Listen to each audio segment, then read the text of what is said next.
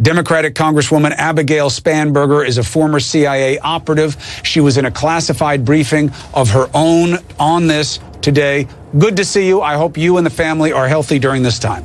We are. I hope you're doing well, and thank you for having me on. So, Spanberger, tell me what to think about all of this.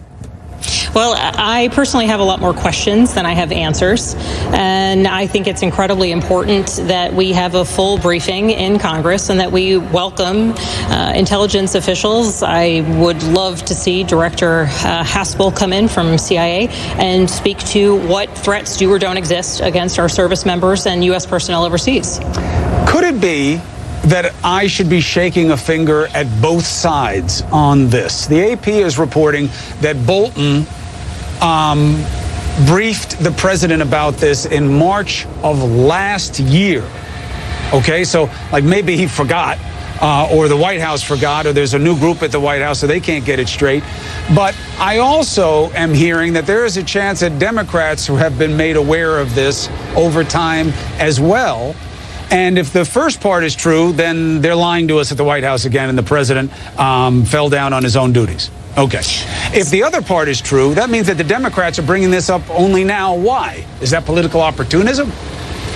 Well, I think there's a couple things to consider here within context. And the context is that over the past couple months, the President of the United States has had reportedly 5 phone calls with Vladimir Putin. He has lobbied for Vladimir Putin to attend the G7 summit, potentially rejoin as a member of that organization, bumping it back up to G8. All the while potentially knowing or not knowing that there is the possibility that the Russian government and Russian intel services are willing to pay bounties for dead Americans. So I think recognizing the greater context of what is happening and the actions the president was taking, that's one of the reasons why I am so incredibly concerned about this. What do you make of this idea, Congresswoman, that this may not be new, that this is something they've been pursuing for some time, and the intelligence has been significant but not compelling? You have experience in both worlds. Yeah. What does that smell like to you?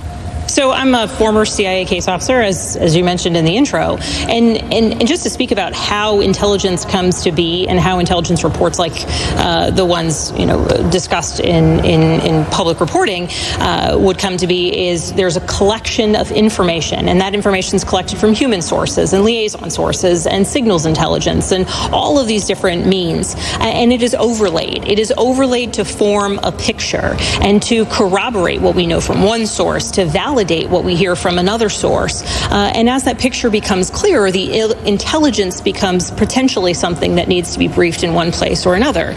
So I think that the fact that there may have been elements of a story kind of putting together pieces of a puzzle is completely aligned with the way that larger intelligence and finished analytic products are produced, which is you get source documents and finished intelligence reports and put them together in order to create finished intelligence that goes out to the intelligence community or potentially to the president. The hand-wringing from the Democrats on this suggests that this is something that we know and that this has been slept on by the White House, maybe out of political convenience. Do you share that opinion, that this is something that is so well known that it should have been discussed and acted upon? Or wouldn't the intelligence community have been taking this in a different direction if it really knew for sure about this? So I think that the question has to be, what actions do we want to see from the administration, from the President of the United States, when there's allegations that a foreign adversary nation, and one that he's been quite friendly to, is putting bounties on the heads of U.S. service members overseas? And I'll tell you what I want to see. I want to see a full denunciation of these, the potential that this may be true.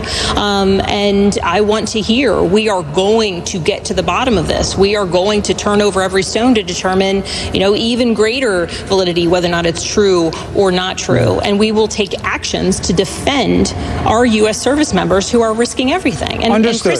Understood. Yeah. But hold on one second, and then sure. I'll let you finish. But you wouldn't want the president going after Russia for something if you didn't think you could prove it.